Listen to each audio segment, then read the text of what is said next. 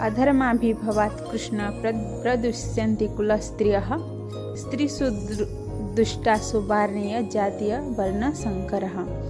हे कृष्ण, पाप अधिक बढ़ीगले कुल स्त्री माने अत्यंत दूषिता हो जाती। सही वार्ण्य स्त्री माने दूषिता हो गले वर्ण संकर उत्पन्न हुए। संकरो नरका एव कुलघ्नानां कुलस्य च पतन्ति पितरो ह्योषां लुप्तपिंडो दक क्रियाः। कुलनाशककारी मानकु तथा कुल को नरक को नहीं जीवा लगी ही वर्ण संकर होता है।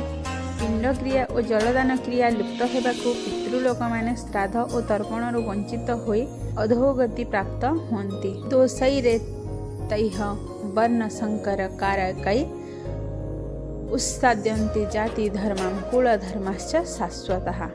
यही वर्ण संकर कारक दोष मानक द्वारा कुलघातक मानक सनातन कुलधर्म और जाति धर्म नष्ट हो जाए। उत्सन्न कुलधर्माणां मनुष्याणां जनार्दन नरके नियतं वासो भवित्यनुशुश्रम। हे जनार्दन, जो मानकर कुलधर्म नष्ट हो जाउछि सेमानकर अनिश्चित काल पर्यंत नरकवास हुए बोली आमे शुणी आसुछु। अहो बत महाप्राप्तं कर्तुं व्यवसिता वयं जद राज्य सुख लोभेन हंतुं स्वजन मुद्यतः। हाय कि दुखर कथा, आम्भे माने बुद्धिमान होई मध्य महापाप करने को प्रस्तुत हो जाउछु। राज्य और सुख प्राप्ति लोभरे आमे निजर आत्मीय स्वजन मानक मारिदेवा उद्यत हो जाउछु।